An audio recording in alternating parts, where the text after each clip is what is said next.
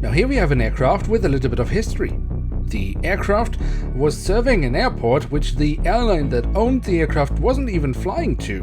How that could be, we'll find out.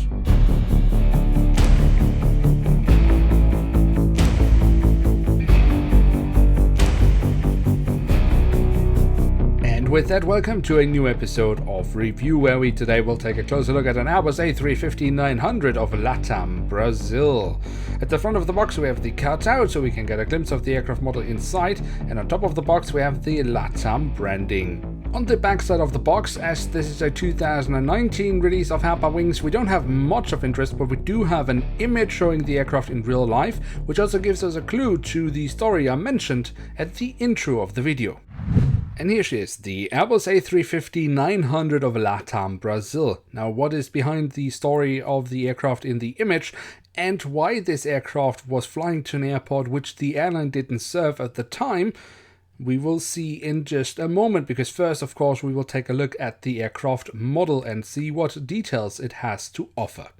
At the tail section of the aircraft we find the LATAM branding on the vertical stabilizer. On the fuselage we then have the full registration code of the aircraft and the aircraft type specification. At the front of the aircraft across the fuselage we then find the LATAM branding once more. We also have a oneworld logo of which the airline is still a member, however the airline will soon be switching to SkyTeam after Delta Airlines acquired a large portion of stock in the airline. Around the cockpit section we also have a little bit of detailing. We have the characteristic black markings around the cockpit windows, which of course is the reason why this aircraft type now is nicknamed Raccoon.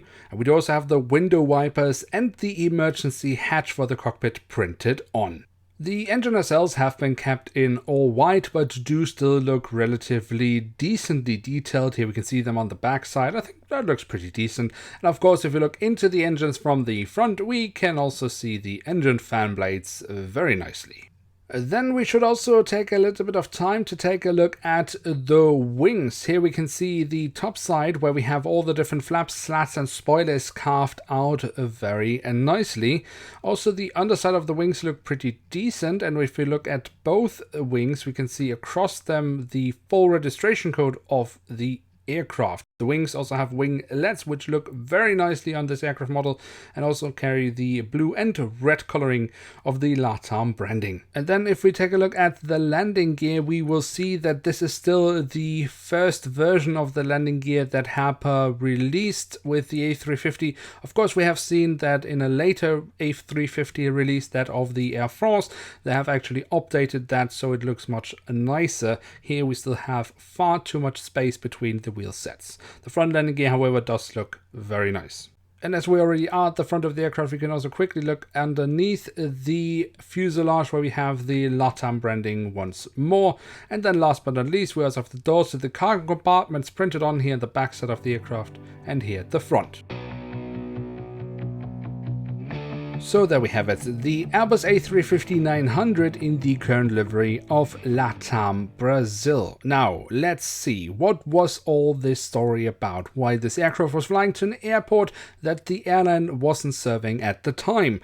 And now the aircraft was leased to Qatar Airways in 2017, where the aircraft was deployed on a route from Doha to Munich airport. At the time, LATAM didn't have a route to Munich, and that is why this aircraft was flying to an airport which the airline didn't serve. But other than this little aviation history side note, is this aircraft model worth your time?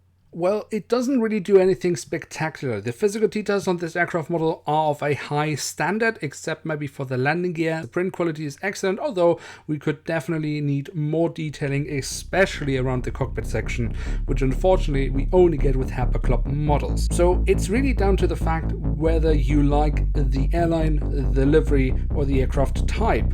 If you do, then yes, this is an aircraft worth having in one's collection. With that, we have reached the end of today's episode. If you have enjoyed this video, then don't forget to smash the like button, that really helps us out. If you're new around here, why not hit subscribe, that would be absolutely awesome. With that, I'd like to say thank you so much for watching, hope to see you soon again. I'm checking out, and bye.